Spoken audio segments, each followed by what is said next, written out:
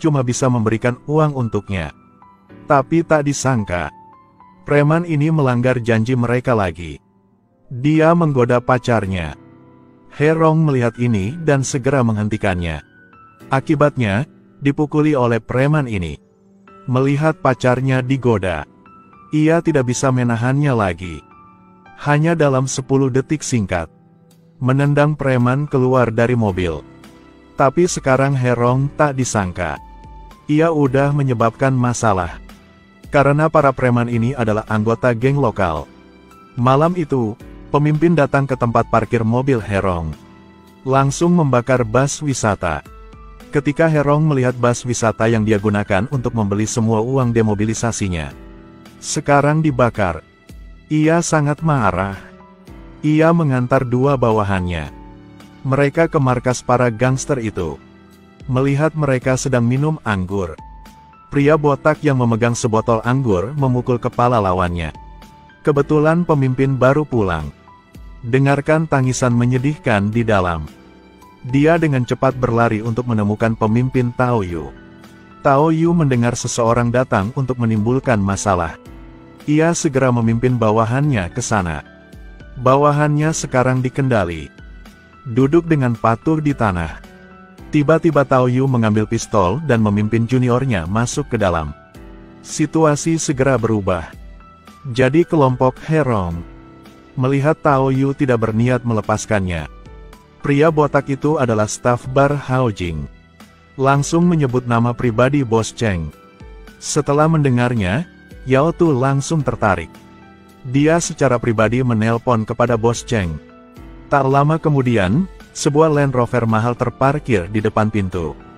Bos Cheng mengantar bawahannya masuk ke dalam.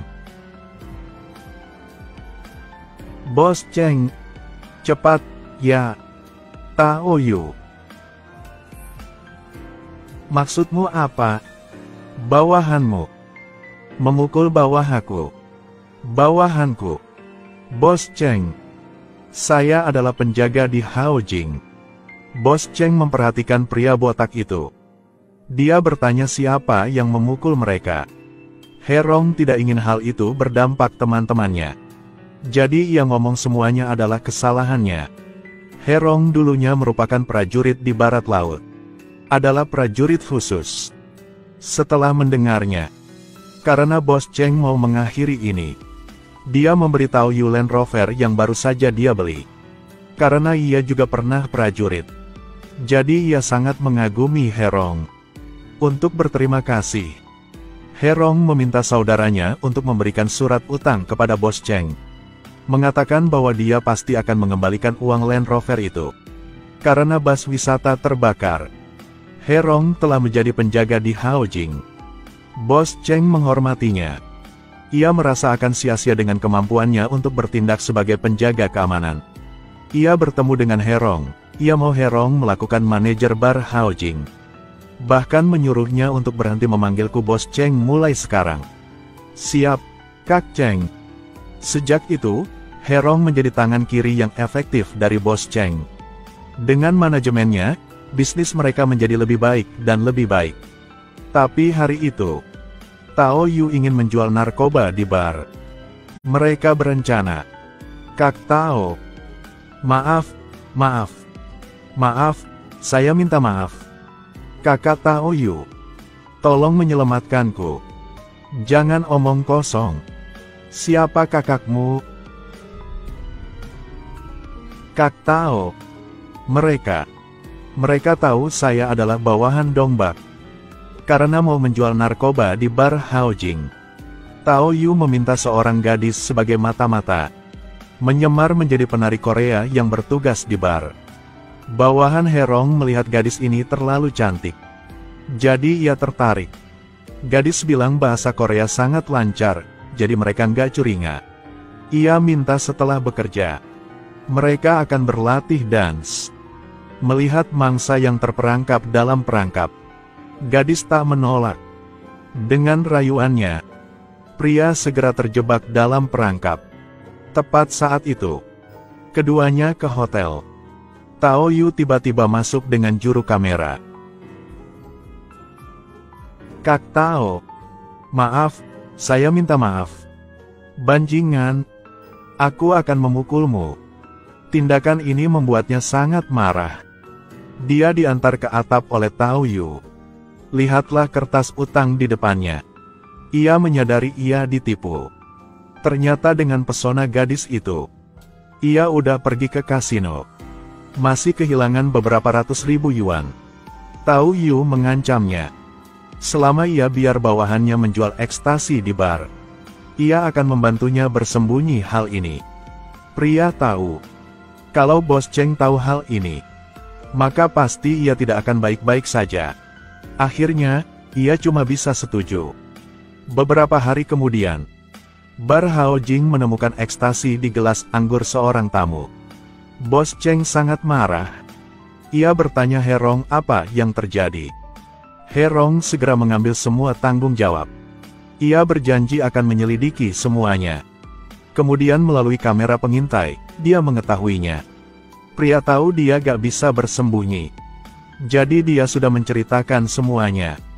Pria botak sangat kecewa. Kamu bodoh, kan? Cuma satu gadis. Begitu dia berjalan, dia membuka kancing celananya. Tapi kamu masih terpikat olehnya. Untuk memecahkan ini, Herong mengajak Tao Yu keluar. Bayar mereka 300.000 yuan untuk hutang judi bawahannya. Gadis itu juga ditangkap ke sana. Saat melihat Tao Yu, Herong belum bilang apapun. Aksen timur laut khasnya telah dikenali. Tao Yu merasa Herong sangat berbakat. Hanya dengan satu katakan, dia merusak rencananya. Ia segera mengundang Herong ke perusahaannya kerja. Tapi dia tidak akan mengkhianati Bos Cheng. Tapi karena hal ini, pemasok anggur di Rusia telah berhenti memasok bar. Untuk menyelesaikan hal ini, Herong udah mengantar bawahannya ke Moskow. Tak disangka, pihak Rusia disuap oleh pihak Tao Yu. 3 orang jatuh ke dalam pengepungan.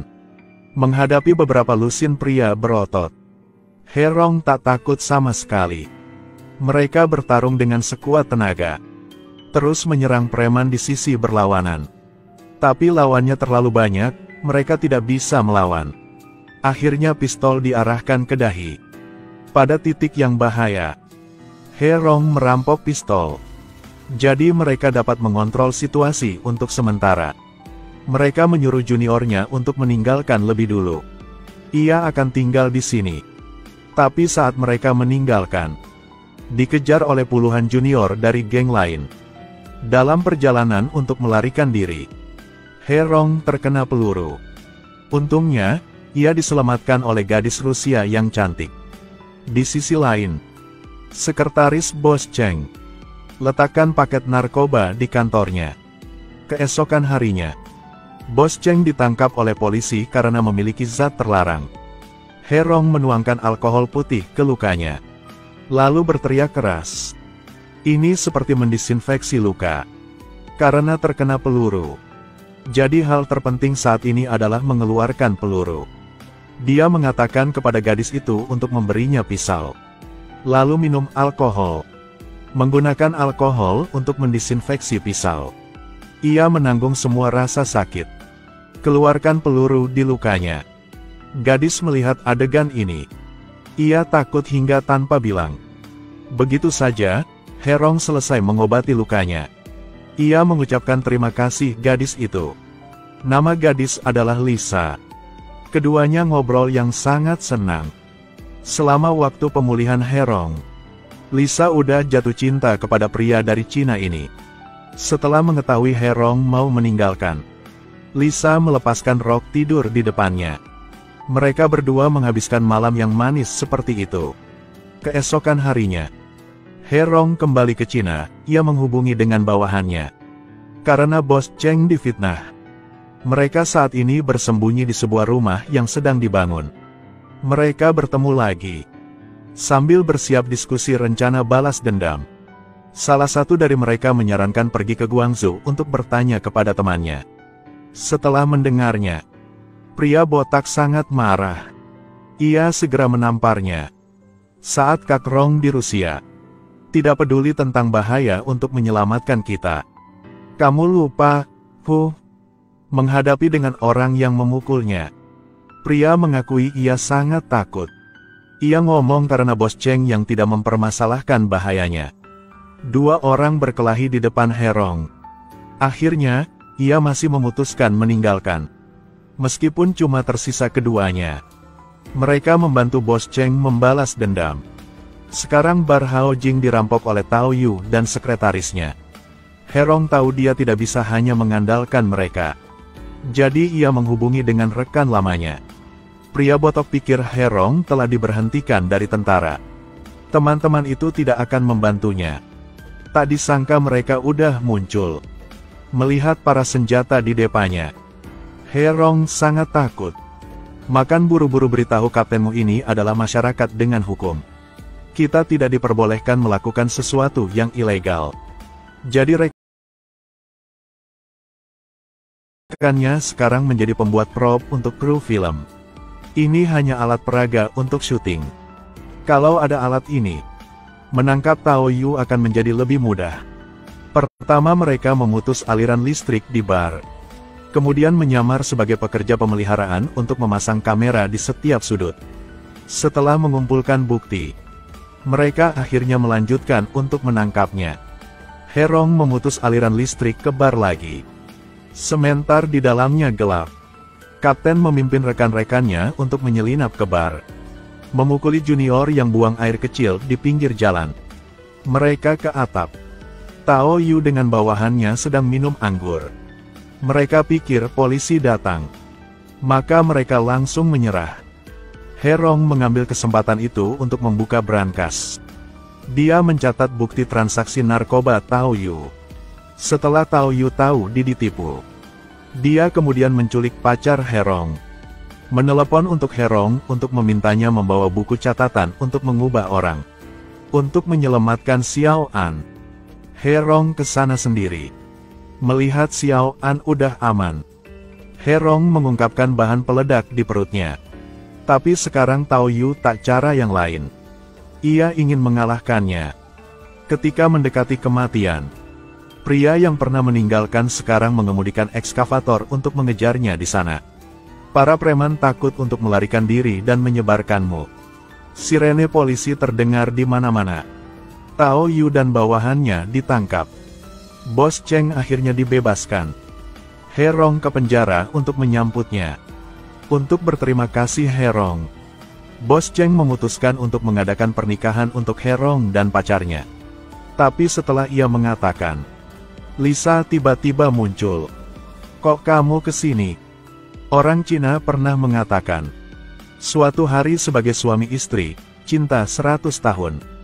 Kak udah tidur bersamanya, kan? Herong,